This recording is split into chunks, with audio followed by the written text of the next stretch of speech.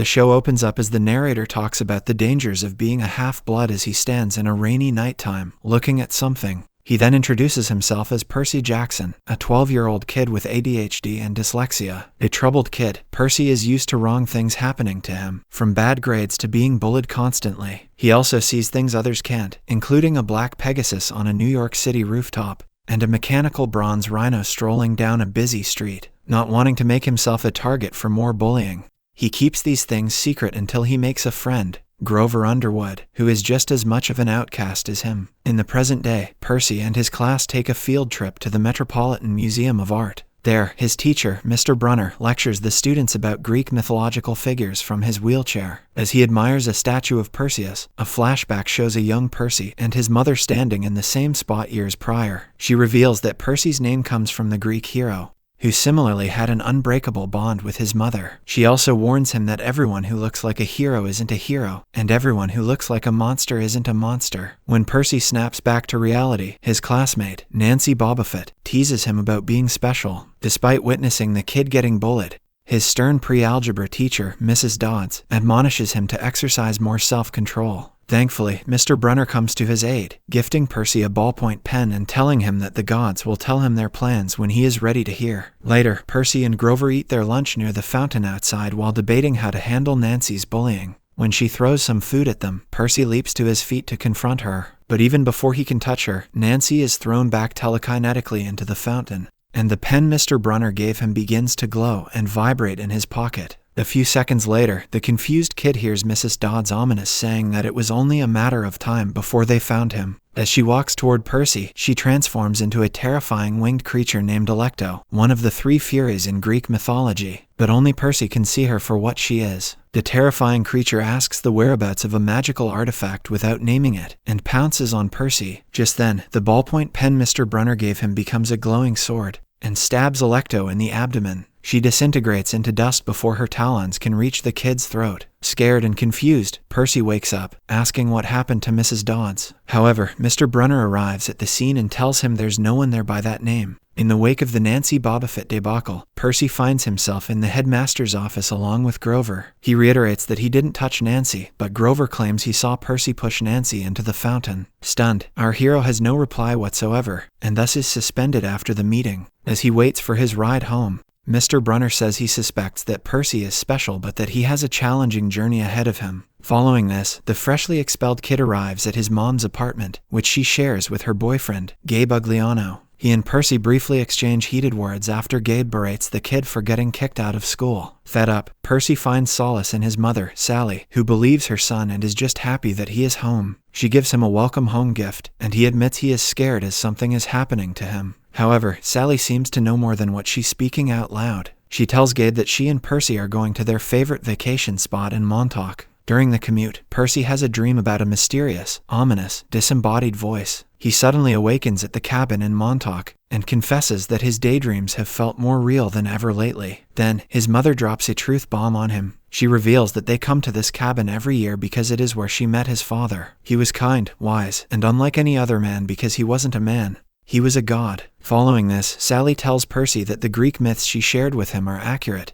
and that he is a half-blood, a demigod, the offspring of a god and a mortal. However, demigods are unsafe, as they begin to attract terrible forces once they reach a certain age. These forces seek to harm and eliminate demigods before they become too powerful. On the other hand, Percy refuses to believe anything, and argues that there's just something wrong with his brain. Suddenly, Grover arrives at the cabin in a panic. Instead of his usual legs, Grover is now walking on 2 goat legs. Before Percy can fully process the startling sight, his friend warns that something dangerous is coming. Following this, the three hop in the car to make a run for a nearby safe destination. During their car ride, Grover reveals that he is a satyr, a half-goat half-man who is in charge of Percy's protector. He tells Percy he got them kicked out of school because he wouldn't have survived the night otherwise. According to the satyr, the only safe place now is a camp somewhere nearby on Long Island. But after a sudden lightning strike, a mythical minotaur, a deadly half-bull half-man of ferocious power, appears and chases the car through the storm. The terrifying creature rams the vehicle, sending it careening off the road. After emerging from the demolished car, Sally attempts to distract the minotaur to give Percy and Grover a head start.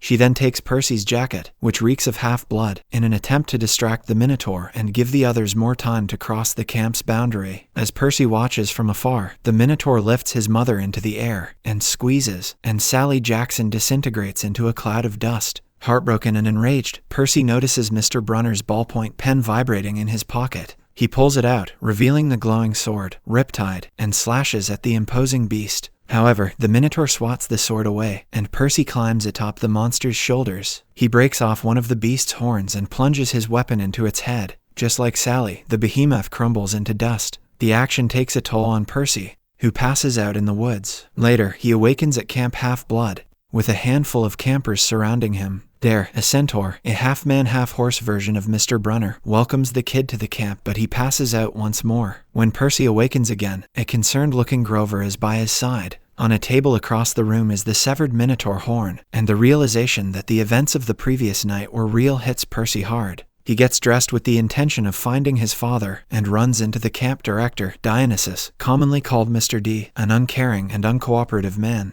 Mr. Brunner, now known as Chiron, also arrives in his horse form and asks Percy to walk with him. Following this, Chiron leads Percy across the expansive camp past fellow campers doing various activities. The young boy believes he lost the pen sword Chiron gave him, but the centaur reveals that no matter what, it will always make its way back to him as long as he never surrenders it willingly. After a while, the duo arrives near a collection of 12 cabins arranged in a semicircle in the woods. Each cabin is dedicated to one of the 12 Olympian gods and houses the children claimed by that god. Percy learns that some children in the camp never get claimed and wonders if there's a place for him there. The unclaimed children sleep alongside the children of Hermes, so Chiron takes him to that god's cabin. Inside, Percy meets Luke, a slightly older kid who has been claimed by Hermes, and the two immediately bond. The following day, Percy wakes up from another dream in which an eerie, disembodied voice taunts him about his father leaving him. Luke tells him that nightmares, ADHD, dyslexia, and daydreams are all common among demigods because they process reality differently than mortals. Furthermore, he suggests his new friend focus on the demigod tradition of gaining glory for himself, as glory earns campers respect among their peers. At that moment, Percy meets Clarisse LaRue, an aggressive older camper who's a daughter of Ares, the god of war. She bumps into Percy and shoves him to the ground, unimpressed by his exploits with the Minotaur. After this encounter, the new kid learns that gaining glory will get him respect around camp and might also get his godly father to claim him. In an attempt to gain glory, Percy tries his hand at several new skills, including archery and metalworking. However, it becomes quite clear that none of these skills suits him. At dinner, Luke and his friends tell Percy that offerings of their favorite food items, along with prayers, help draw the gods' attention. That night, Percy offers some of his blue candy in an attempt to speak to his mom about his time at camp. He's angry that his father has ignored them and vows to make him take notice. After returning to camp, Clarisse and two fellow kids of Ares capture Percy and shove him into a bathroom. Still unimpressed with the new kid, Clarisse wants him to admit he lied about his experience with the Minotaur. As her friends shove Percy toward a toilet, 3 streams of water shoot out of it and violently knock the 3 bullies across the room. Just as they run away, Percy sees a girl named Annabeth, who's been watching him from near the door. She admits to stalking him to see if his abilities are unique enough to help her win a game of Capture the Flag. Later, Luke explains that, before he arrived at camp, he was alone on the road with a forbidden girl named Thalia. The 3 gods, Zeus, Poseidon,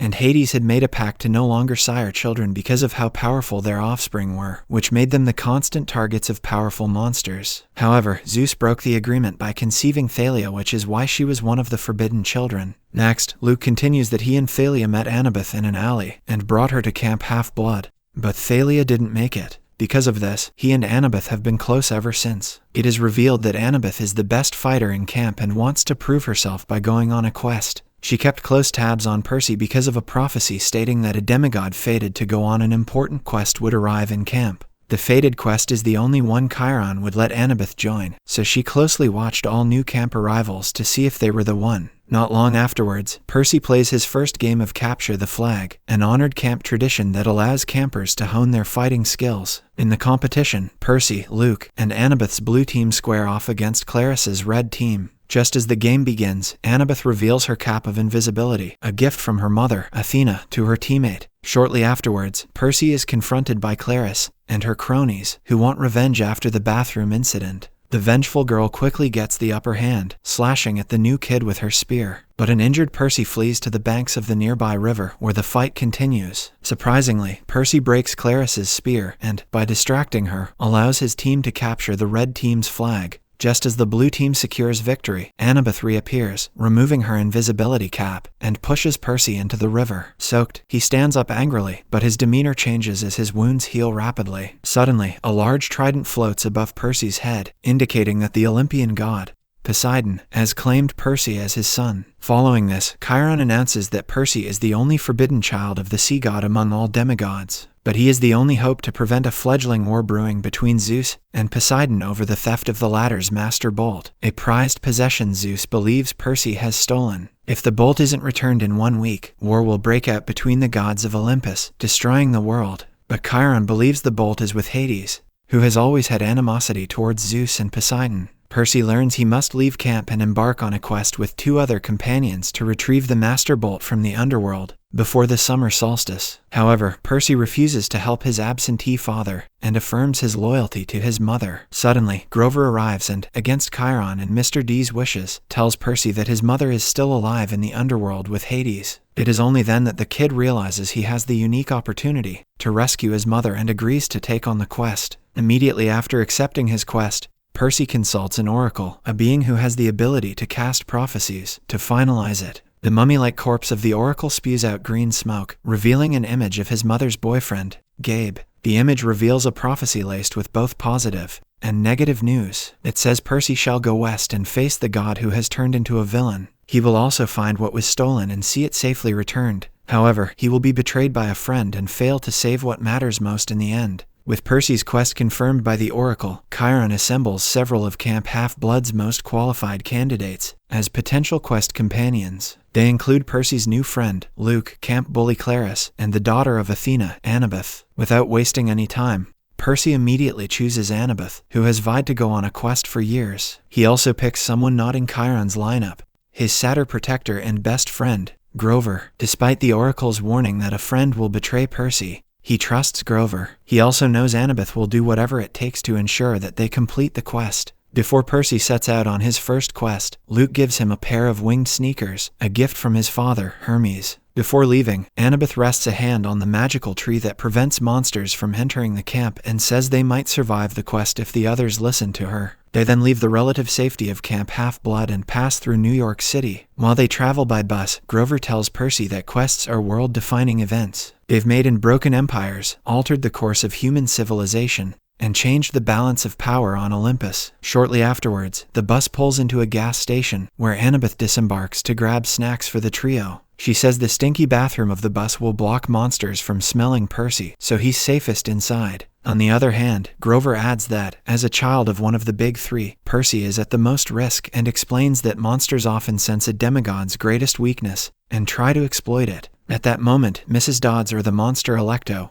whom Percy had vaporized in front of the Met Museum earlier, sits on the bus. An invisible Annabeth sits beside her, and the 2 trade words over their history together. The monster then reveals she was hired by Hades, as Annabeth deduces, to collect Percy quickly and quietly. If Annabeth gives Percy up, she will allow her and Grover to continue their quest unimpeded. Next, Electo reveals her proper form, unseen by the other human passengers. Fortunately, Annabeth vaporizes her with a quick throw of her knife, and the trio escapes into the forests of New Jersey. There, Grover leads them down an old satyr path once taken by his uncle Ferdinand. Fearing that their plan might get derailed, Percy complains, but Annabeth reminds him that quests are not supposed to be easy, and wonders what he fears. Suddenly, Grover says he smells hamburgers and follows the irresistible scent to a burger joint in the middle of the woods called Auntie M's. Scattered around the shop's grounds are what look like realistic stone statues, but Annabeth quickly recognizes them not as statues, but as people who have been turned to stone. In an unexpected twist, Electo returns and says Annabeth should have taken her up on her offer. Percy unsheathes Riptide, but another woman arrives on the scene. A fancy hat obscures her face as she makes her way through the maze of statues toward the trio. Alarmed, Annabeth and Grover immediately shield their eyes as she approaches, and Percy follows suit. Next, the mysterious woman offers to help resolve their situation, and invites them all inside. Electo, who has also turned away from the woman, declines. She says the monster won't harm the trio while they're with her but won't leave either, as that would mean failure. She then introduces herself as one of the most notorious and well-known monsters in Greek mythology, the tragic and legendary Medusa. Percy chooses to go with the mysterious woman, remembering the stories his mom told him about Medusa. Inside Auntie M's are a collection of snacks waiting for them. Annabeth says dealing with Medusa is different for her than for Percy and Grover, but Medusa states that she wouldn't hold a grudge against her simply because she is the daughter of Athena. Unlike the widespread perception of a monster, Medusa refers to herself as a survivor and says that she hates bullies. When bullies arrive at her doorstep, they end up staying there longer than they anticipated as her sight turns them to stone. Shortly afterwards, Medusa tells them that Athena was everything to her. She prayed to and worshipped the goddess with no acknowledgement in return. One day, Poseidon gave Medusa some attention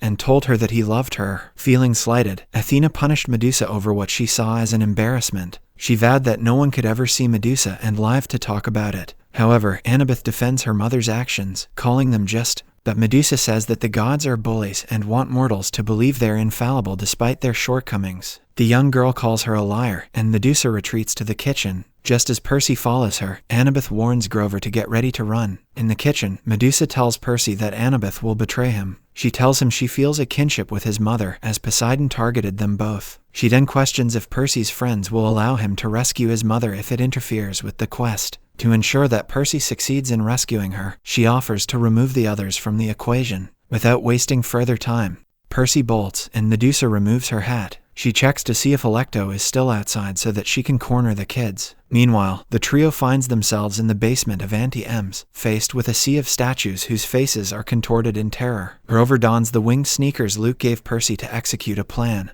But the shoes have a mind of their own and carry him away. Shortly afterwards, Medusa arrives in the basement, her snake-filled hair slithering and hissing ominously. She tells Percy he could have chosen to stand up for his mother rather than do his questionable father's bidding. Medusa then says she'll make an example out of him and Annabeth by shipping their statues to Olympus. Following this, Percy wields his sword, Riptide, and faces Medusa with his eyes closed. Grover, still unable to control the winged sneakers, crashes into a nearby statue, distracting her. Taking advantage of this, Annabeth sneaks up behind her and places her invisibility cap on her head, making Medusa invisible. Percy then slashes his sword, and a sharp yelp is heard, followed by a heavy thud. Next, Percy finds the invisible severed head and carries it outside. Seeing the kids alone, Alecto swoops in. But as she comes close, Percy removes the cap, revealing Medusa's severed head. The monster instantly turns to stone and crashes into the ground, breaking into several pieces. After the dust settles, Annabeth confronts Percy about his mother being alive and questions his intentions for accepting the quest, noting that she shouldn't have heard about it from Medusa. Percy counters, reminding her of Alecto's offer on the bus. However, Grover steps in and defends them both to the other, arguing that he's been trying to keep their quest on track without upsetting either of them. However, Grover asks his friend the same question Annabeth asked in the forest. What's he afraid of? Percy admits that the oracle told him that a friend would betray him, and that he'll fail to save what matters most in the end. He then reveals that he chose Annabeth for the quest because he never saw himself befriending her. Meanwhile, he chose Grover because he thought Grover would always be on his side, no matter what. He says now he feels alone and doesn't know who to trust. After the truth is revealed, Annabeth and Percy admit to the offers they were given by the monsters. With Grover's help, they realize that they'll never indeed be alone if they stick together or else they won't make it. On the other hand, Percy devises a plan to ship Medusa's head to Olympus as a tribute to the gods, against Annabeth and Grover's wishes. He removes the invisibility cap from the head and gives it back to Annabeth, so she still has a piece of her mother to carry with her. Elsewhere, a sneaker-wearing delivery man carries a box into the Empire State Building, where he pushes the button for the magical 600th floor in the elevator. It is revealed that this mysterious character is Hermes,